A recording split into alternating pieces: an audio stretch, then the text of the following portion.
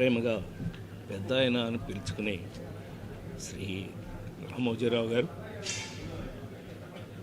దైవ సన్నిధిలోకి వెళ్ళిన సందర్భంగా వారు నిజంగానే ఒక మాటని మాత్రం మనం గుర్తు చేసుకోవాలి.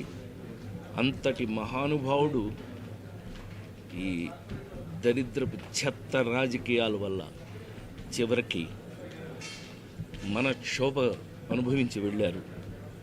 అది భగవంతుడు చూసుకుంటాడు, డెఫినెట్ చూసుకున్నాడు, భగవంతుడు చూసుకున్నాడు. కానీ ఆయన ఆ గెలుపు, ఆ నిజ గెలుపుని ఆయన అనుభవించి ఆ సక్సెస్ని ఆయన చూసే వెళ్ళారు. ఆ విషయంలో చాలా చాలా సంతోషం. ఆయన అనుకున్నది సాధించి మరి వెళ్ళారు. వారి మనశ్శాంతి, వారి జీవితంలో వారు ప్రపంచం బతికున్నంత వరకు కొంతమంది బ్రతుకుంటారు.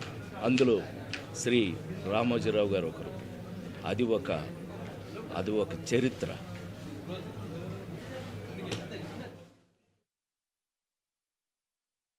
రామోజీరావు గారిది మరణం అని నేను అనుకోవట్లేదండి. ఆయనది నిర్యాణం.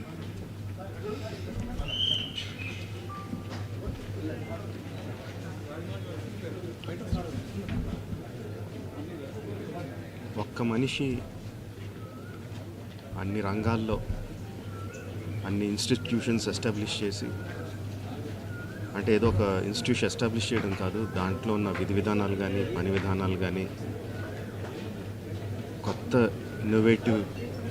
ఇన్నోవేషన్స్ తీసుకొచ్చి ఏ రంగంలో అడుగుపెట్టినా దాన్ని శిఖరాలకు తీసుకెళ్ళింది ఒక్క వ్యక్తి అండి. ఆయన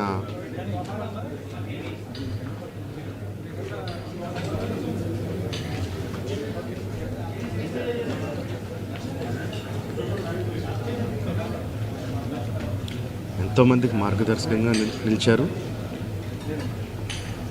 ఎంతోమందికి ఉపాధి కల్పించారు. అలాంటి వ్యక్తికి the way we can pay tribute to him is by conferring Bharat Ratna. ఆయనకు డెఫినెట్గా ఇవ్వాలి. ఆయనకి ఇవ్వడం సముచితం అని రెండు రాష్ట్ర ప్రభుత్వానికి కేంద్ర ప్రభుత్వానికి కూడా మనం చేసుకుంటున్నానండి.